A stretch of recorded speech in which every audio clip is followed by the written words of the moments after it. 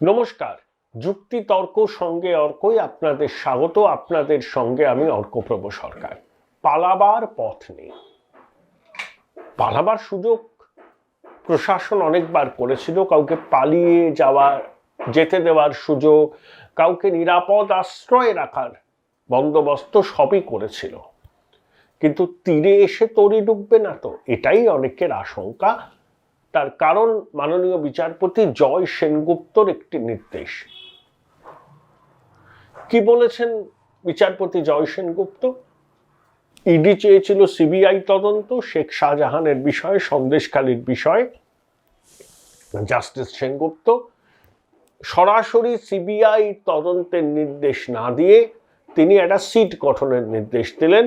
তাতে থাকছেন রাজ্য পুলিশের একজন এসপি পদমর্যাদার অফিসার, সিবিআই এর একজন এসপি পদমর্যাদার অফিসার, এবং সেই সিটের কম্পোজিশন কি হবে সেটা সিবিআই এর এসপি পদমর্যাদার অফিসার, রাজ্য পুলিশের এসপি পদমর্যাদার অফিসার আলোচনা করে ঠিক করবেন। তাতে কজন সিবিআই আধিকারিক থাকবেন, কজন রাজ্য পুলিশের থাকবেন সেটা ঠিক হবে। এবং বৃহস্পতিবারই এই সিটের হাতে মামলার নথি হস্তান্তর করতে হবে এবং নাজার থানাকে কোনোভাবেই এর মধ্যে যুক্ত রাখা চলবে না। 12ই ফেব্রুয়ারি রিপোর্টটা দিতে হবে। এখানে দুটো প্রশ্ন আছে। জাস্টিস জয় সেনগুপ্ত একটি চমৎকার রায় দিয়েছেন। ইসলামপুর পুলিশ জেলার সুপার, তিনি এই সিটের অন্তর্ভুক্ত হয়েছেন। এখন সিবিআই এর এসপি এবং রাজ্য পুলিশের এসপি পদমর্যাদার একজন অফিসার এই সিটে থাকায় রাজ্য পুলিশের পক্ষেও সম্ভব হবে না যে যেভাবে তারা শাহজাহানকে আড়াল করে রেখেছে বলে অভিযোগ উঠছে, তদন্তকে ধামাচাপা দেওয়ার উদ্যোগ তাদের সফল হবে না বলে মনে হয়। কারণ সিবিআই এর এসপি আছেন, সিবিআই এর লোকজনও থাকবে। তাই রাজ্য পুলিশের পক্ষ থেকে কিছু ধামাচাপা দেওয়ার উদ্যোগ হলে, যেটা অভিযোগ করেন অনেকে, রাজ্য পুলিশ শাহজাহানকে লুকিয়ে রেখেছে, সেটা কিন্তু তাদের পক্ষে সম্ভব হবে না এবং আদালতে নজরদারিতে তদন্ত চলবে, আদালতকে রিপোর্ট পেশ করতে হবে। এখন অনেকে বলছেন যে সিটে যেহেতু একজন রাজ্য পুলিশের এসপি পদমর্যাদার অফিসার আছেন এবং রাজ্য পুলিশের কর্মচারীরা আছেন, রাজ্য প্রশাসনের সর্বোচ্চ মহলে এই সিটের তদন্তের গতি প্রকৃতি সম্পর্কে আগাম খবর চলে যেতে পারে, এরকম একটা সম্ভাবনা আছে। যেহেতু আদালতের তদারকিতে তদন্ত হবে, আমার মনে হয় যে তদন্তকারী হিসাবে যারা এই সিটে থাকবেন তারা অত্যন্ত সতর্কভাবে, নিরপেক্ষভাবে, পেশাদারিত্বের সাথে এই তদন্তটি করবেন। আমি এখনই নানা ধরনের আশঙ্কা প্রকাশ করতে চাই না, আমার সেই উদ্দেশ্য নেই। যেহেতু আদালতের তদারকিতে হচ্ছে, আমার মনে হয় যে সদর্থক তদন্ত হবে। এবং এবারই রাজ্য সরকার দেখলাম সঙ্গে সঙ্গে ইসলামপুর পুলিশ জেলার সুপারের নাম সিটের সদস্য হিসাবে ঘোষণা করে দিল। তারা আর আমার জাস্টিস সেনগুপ্তর নির্দেশের চ্যালেঞ্জ করে ডিভিশন বেঞ্চে গেলেও লাভ হতো না, কারণ তদন্ত তো করতে হবে। শেখ শাহজাহানকে নিয়ে কয়েকটা দিন ধরে সমস্ত লোকাল টিভি চ্যানেলে শেখ শাহজাহানের ওই, শেখ শাহজাহানের সেই, এখানে লুকিয়ে ওখানে লুকিয়ে বিরোধী দলের অভিযোগ। এখন তদন্ত হোক। শেখ শাহজাহানকে প্রাপ্যের অতিরিক্ত গুরুত্ব দেওয়ার দরকার নেই, ও একটি প্রতিষ্ঠিত গুন্ডা, এটা স্বীকার করতে তো অসুবিধা নেই, যতই তাকে সমাজসেবী তকমা দেয়া হোক না কেন। জ্যোতিপ্রিয় মল্লিকের মেয়ে প্রিয়দর্শিনী মল্লিক বলেছেন উনি সমাজসেবী এবং একই সঙ্গে রাজনৈতিক নেতা। জ্যোতিপ্রিয় মল্লিকের মেয়ের অ্যাকাউন্টে টিউশন করে 3 কোটি টাকা জমা হয়েছিল অভিযোগ। তার বাবা খাদ্য কেলেঙ্কারিতে জেলে, এখনো তিনি আছেন কিনা জানি না, যদি থাকেন উচ্চ মাধ্যমিক শিক্ষা সংসদের সচিব, সেটা কিন্তু খুব কি বলবো, একটা ভালো উজ্জ্বল দৃষ্টান্ত নয়। আবার কেন্দ্রীয় সরকার টাকা দেবে না বলে জানিয়ে দিল। কোথায়? 7,000 কোটি টাকা যে খাদ্যশস্য কেনা হয় ন্যাশনাল ফুড সার্ভিস অ্যাক্ট অনুযায়ী, 7,000 কোটি টাকা কেন্দ্রীয় সরকার দেবে না। তার কারণ হিসেবে তারা বলেছে ওই ন্যাশনাল ফুড সার্ভিস অ্যাক্টের যে লোগো সেটা লাগানো হয়নি, প্রধানমন্ত্রীর ছবি লাগানো হয়নি, এবং পিওএস মেশিন যেটাতে স্লিপ বেরোয় সেখানে নাকি ন্যাশনাল ফুড সেফটির লোগো বেরোচ্ছে না, বরঞ্চ খাদ্য সাথীর কথাই নাকি উপভোক্তাদের হাতে স্লিপে পৌঁছে যাচ্ছে। এইসব নিয়ে বিবাদ চরমে উঠেছে, কিন্তু কেন্দ্রীয় সরকার বলে দিয়েছে যে তারা 7,000 কোটি টাকা ওই ধান সংগ্রহের জন্য দেবেন না। এখনো পর্যন্ত 22 লক্ষ মেট্রিক টন ধান রাজ্য সরকার সংগ্রহ করেছে, তার মধ্যে 8.5 লক্ষ টন ওই ন্যাশনাল ফুড সার্ভিসের জন্য, যেটা সেন্ট্রাল পুলে, বাকিটা রাজ্য সরকার করেছে তাদের রেশনের জন্য। 70 লক্ষ মেট্রিক টন খরিফ শস্য, খরিফ মরশুমে ধান সংগ্রহের লক্ষ্যমাত্রা। টাকা যদি না আসে সেই লক্ষ্যমাত্রা বাধাপ্রাপ্ত হবে, এবং নির্বাচনের আগে চাষিদের কাছ থেকে সহায়ক মূল্যে রাজ্য সরকার যদি ধান কিনতে না পারে তার রিপারকিউশনস কিন্তু মারাত্মক হয়। আসলে রাজ্য সরকার ঠিক করেই রেখেছে যে কেন্দ্রীয় সরকারের প্রকল্পের কোনো বিধিনিষেধই তারা মানবে না। ন্যাশনাল হেলথ মিশনে যে গাইডলাইন আছে মানছে না, অন্য সব কটা রাজ্য মেনেছে, কংগ্রেস শাসিত অন্য বিরোধী শাসিত মেনেছে, কিন্তু আমরা মানব না, পায়ের উপর পা দিয়ে ঝগড়া করব। আর কেন্দ্রীয় সরকারও বলেছে যতক্ষণ না আমাদের গাইডলাইন মানবে ততক্ষণ আমরাও টাকা দেব না। তাহলে কারা বঞ্চিত হবে? বঞ্চিত হবে চাষিরা। এই সমস্যাটাও কিন্তু নতুন করে মাথা চাড়া দিয়েছে। দেখুন, মুখ্যমন্ত্রী বলে দিয়েছেন যে কেন্দ্রীয় সরকারের হারে তিনি তার সরকারি কর্মচারীদের ডিএ দিতে পারবেন না। জানুয়ারি মাস থেকে 4% ডিএ বাড়ায়, রাজ্য সরকারের কর্মচারীরা 10% আরে ডিএ পাচ্ছেন, কিন্তু কেন্দ্রীয় সরকারের কর্মচারীদের সঙ্গে তাদের ফারাক অনেক। তারা মহামিছিল করবেন, কর্মবিরতির ডাক দেবেন, দিয়েছেন। রাজ্য সরকার আবার 20 জানুয়ারি থেকে 12 ফেব্রুয়ারি পর্যন্ত সবাই যাতে সরকারি প্রকল্পের সুযোগ পেতে পারে সেজন্য প্রতিটি বিধানসভায় ক্যাম্প করবে। মুখ্যমন্ত্রী ছুটি বাতিলের নির্দেশ দিয়েছেন। তার অভিযোগ, সরকারের কিছু উচ্চপদস্থ কর্তা এবং অন্য সরকারি কর্মচারীরা চাইছেন না, হয়তো রাজনৈতিক কারণে, যে সরকারি পরিষেবার সুযোগ পশ্চিমবঙ্গের মানুষ পান। উষ্মা প্রকাশ করেছেন প্রশাসনিক বৈঠকে, এবং বলেছেন যে 56 যে ধারা প্রয়োগ করতেও তিনি পিছপা হবেন না। এই 56 যে ধারা কি সেটা শুনবো। মনোজ চক্রবর্তী, যিনি তৃণমূল প্রভাবিত সরকারি কর্মচারীদের সংগঠনের নেতা ছিলেন, এখন বোধহয় অবসর নিয়েছেন, তিনি কিন্তু কোনো বামপন্থী মানুষ নন, তিনি কিন্তু একজন আদি অকৃত্রিম তৃণমূল সমর্থক। প্রশাসনিক বৈঠকে মুখ্যমন্ত্রী যে ক্ষুব্ধ সেটা আধিকারিকরা আঁচ পেয়েছেন, কারণ ওই যে দেখুন, বিরোধীরা সমস্ত দুর্নীতির পিছনে সরকারের কর্তাদের ইন্ধন আছে বলে অভিযোগ করছে। তাদের বক্তব্য, এই র্যাম্প্যান্ট করাপশন একা কারুর পক্ষে করা সম্ভব নয়। মুখ্যমন্ত্রীর বক্তব্য, বিচ্ছিন্ন পঞ্চায়েত স্তরে দুর্নীতি হয়েছে, তার দায়ভার তার সরকার কেন নেবে? প্রথম কথা, পঞ্চায়েত স্তরে তো দুর্নীতির খবর আমরা তো পাই। আধার কার্ড, জব কার্ডের সংযোগ স্থাপনে জব কার্ড অনেক বাদ গেছে, ভুয়ো রেশন কার্ড ওই আধার কার্ডের সঙ্গে রেশন কার্ড সংযুক্তিকরণের সময় বেরিয়েছে।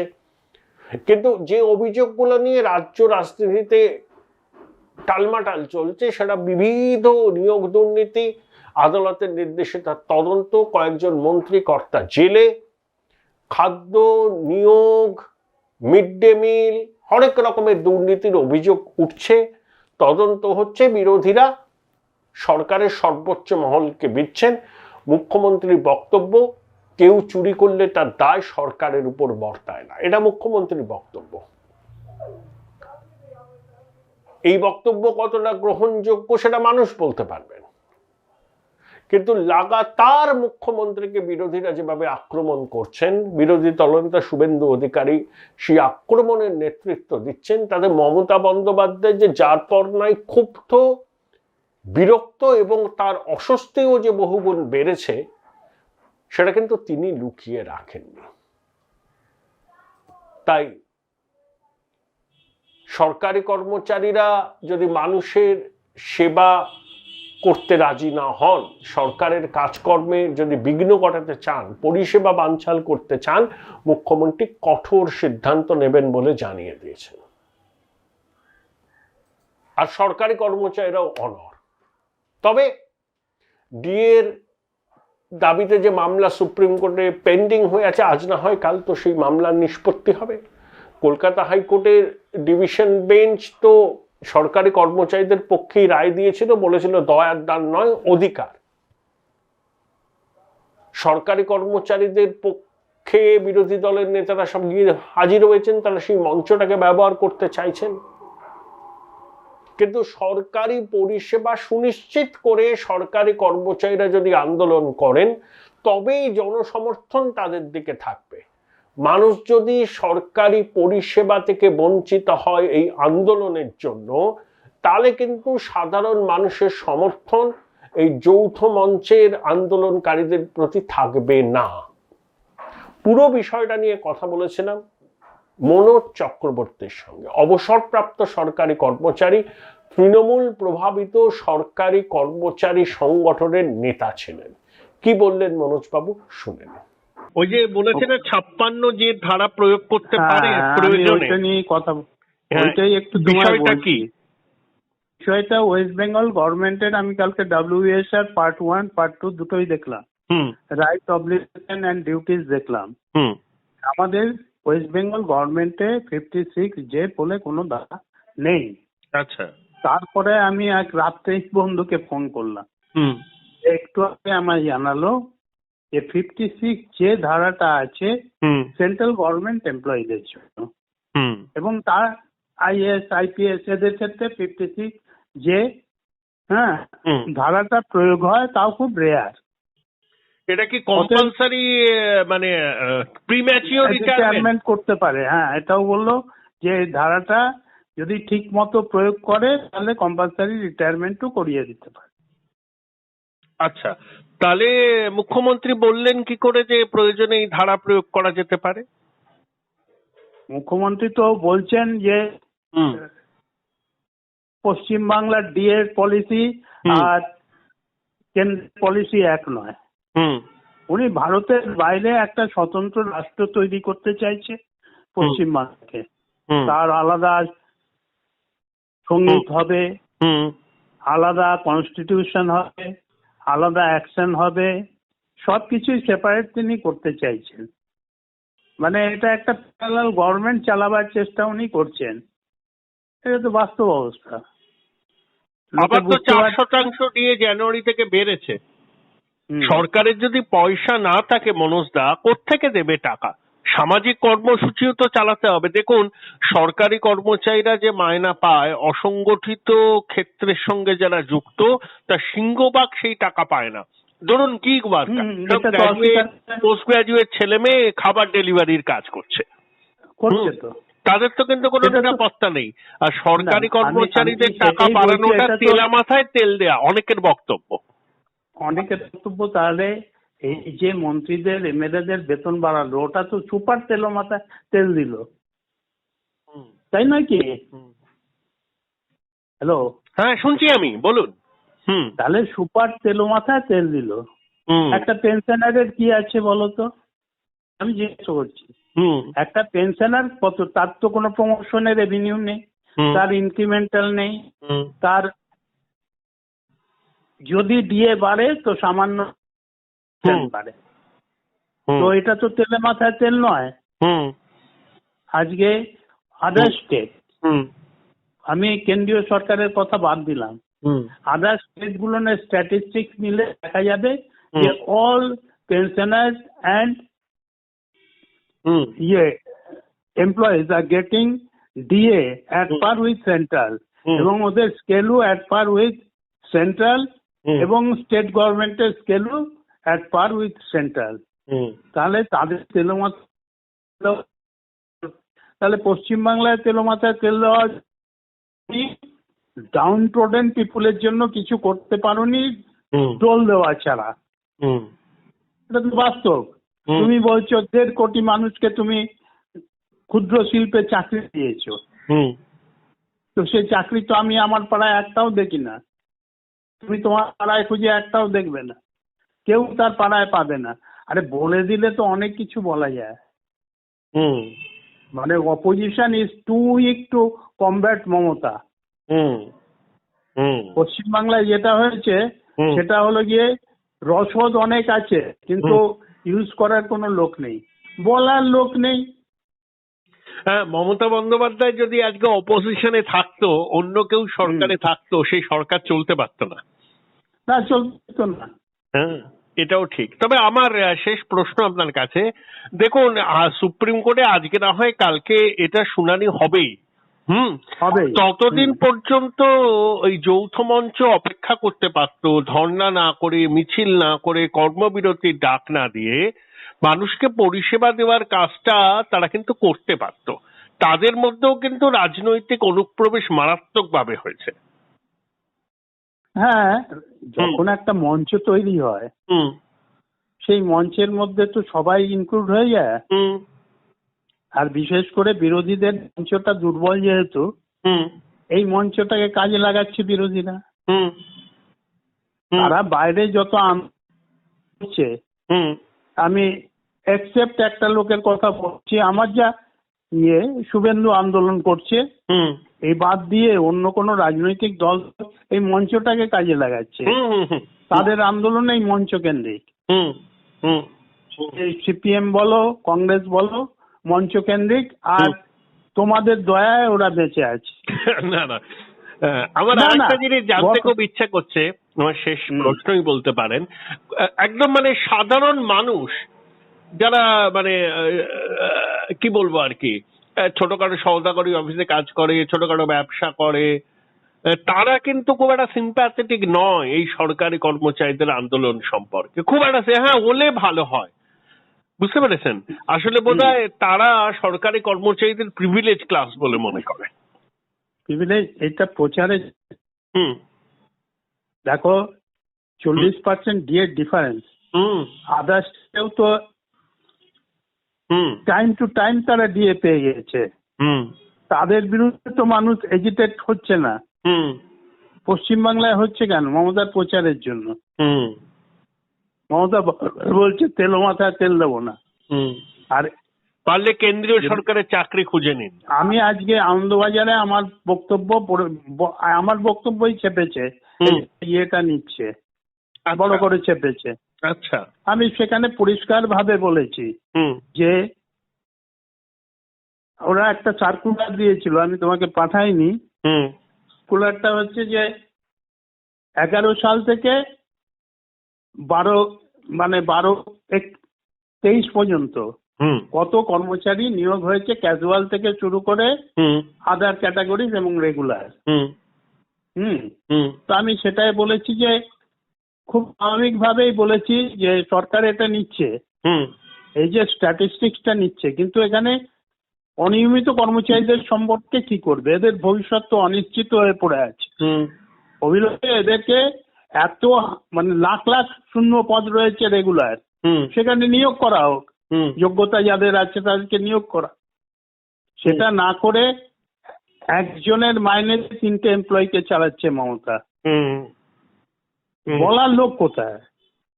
আজকে আরো শুভেন্দুকে নিয়ে এত বলে তো এটাকে কাউন্টার করার কোনো লোক নেই। ঠিক। আর তুমি দেখো, সিম্পলি আমি বলছি, তোমার সঙ্গে ডিসকাশন করে আমার ভালো লাগে, যেটা হলো গিয়ে স্বাভাবিকভাবে কি হচ্ছে, নিশ্চয়ই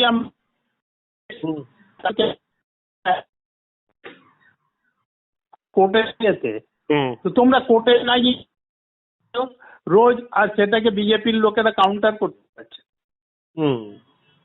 আর ওই কোন রোজ একটাই ইস্যু ওর কাছে, আগেই হুম এগুলো নেই এখন, রাজনীতিতে লজিক নেই, ঠিক লজিকলেস রাজনীতি হয়ে গেছে।